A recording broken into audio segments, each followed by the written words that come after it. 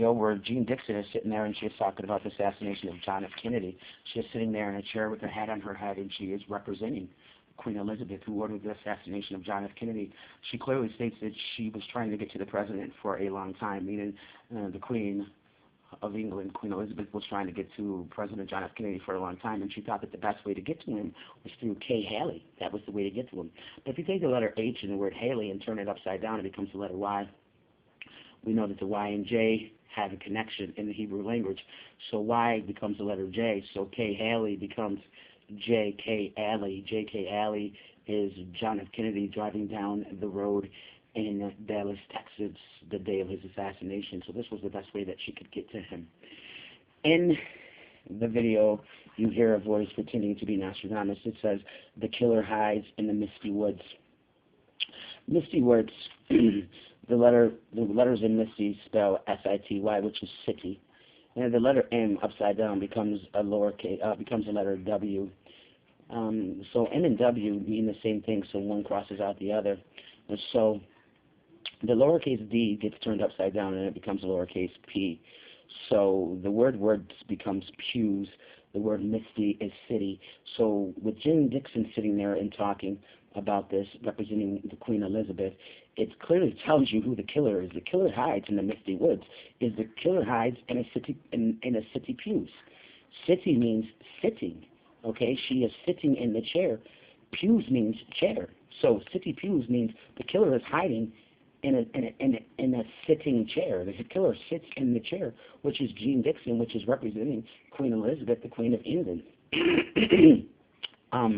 That is who orders the assassination of John F. Kennedy. That is who was trying to get to him for a long time. That is who saw Dallas, Texas as their opportunity to assassinate John F. Kennedy, except they did not know that I would come along and I would figure all this out. But I just want to show you a little something here, on my leg. Nice tattoo, isn't it? I love it. It's a beautiful tattoo. As you can see on the bottom of it is the word blessed. Beautiful prayer hands, isn't it? The reason why I'm able to do all the things that I do, the reason why I know all the things that I know is because truly I am blessed by the hands of God. So I've shown you 7 tattoos. I've shown you 2 on my feet, 2 on my wrists, 1 on my neck, 1 on my calf here, part of my calf, and 1 on my ankle. So I've shown you 7 seals. I guess I might be taking a risk by everything that I've done. I've taken on religious issues, and I've taken on political issues, and the things that I've done and the things that I've said. I'm sure we get any person killed in this day and age, or get members of their family killed, or their friends, people who are close to them, killed. But I have to do what God instructs me to do. I was born in 1969. I'm 12 years old when all this occurs, this Nostradamus tape. But if you look at the Nostradamus tape, and I didn't even notice this, I just looked at the Nostradamus man who saw tomorrow tape, and I noticed in my video, the 7 seals, I do it at my niece's house actually. So this is not some setup that I did, but there's a grab a green chair that I use, and I have the world map that is sitting on the green chair. I have a bookcase to the left of me, and there is a mantle to the right of me. If you go into Nostradamus's tape, The Man Who Saw Tomorrow with Orson Welles there, you will see a green chair. You will see a globe, which represents the world map.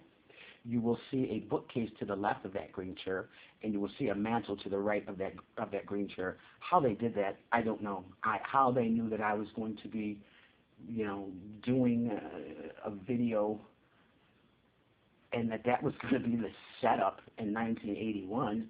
Here it is. I do this,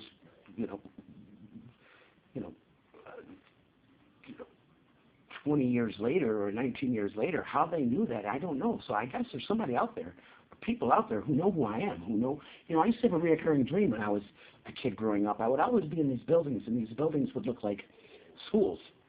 And I would always mingle in. I always fit in. It seemed like I was, I looked young enough that I would blend in with the kids in the school. And I would always be looking for a locker. And there would always be white men with pantsuits on and white shirts and ties with walkie-talkies, and they would always be looking for me. And they'd look and they'd spot me and they'd find me and they'd start chasing me. And it seemed like in these buildings I always knew where to go. There were secret doors and secret compartments and secret steps and secret elevators and this, that, and the other. And I'd have to get out of the buildings and I'd have to cross the street in order to be free. But then there came a time in the dream where, I said, you know what? I have my GED, and I'm not coming here anymore. I'm not coming here anymore. And the dream just seemed to stop happening. I always thought to myself, who were those white men? They were always white men with these suits, with these dress pants and white shirts and ties and walkie-talkies, trying to keep me from getting to a locker. I always thought to myself, they got to be people of importance, FBI, CIA, I don't know, FBI agents or something, trying to stop me from getting to the truth. But I've gotten to the truth, and whether or not you guys accept it or not, that's totally up to you. But I'm a high school dropout with a GED. I'm not educated. Everything that I get comes by the way of God. It's God's hand that's upon me. It's God that's given me the knowledge. My God, I was born in 1969. I know nothing about John F. Kennedy. I just know when I was a little girl, someone put a coin in my hand. It was a 50-cent piece, a half a dollar, and I looked at it with amazement because I had never seen anything like it before. And I never knew. I must have been 4 years old, somewhere around there, 3, 4. But I never knew that I would grow up to solve the murder, the assassination of John F. Kennedy. I never knew that I would grow up to do the things that I do. But you have to know, like I said, I didn't get these things off the computer. No one taught them to me. I didn't see them on TV. I didn't read them in a book. The things that I'm able to do is simply, merely, purely, truly gifts of God. Obviously, God wants you to know the truth. He has laid his hand upon me to deliver the truth to you. And if something were to happen to me like it happened to John F. Kennedy or Martin Luther King, it happened to me because I gave you truth. If something were to happen to my friends or my family, it's because I gave you truth, because I said something that they didn't want me to say. But I said it, whether it's political or whether it's religious. God wanted it spoken, and I spoke it for him. And I thank you, and God bless.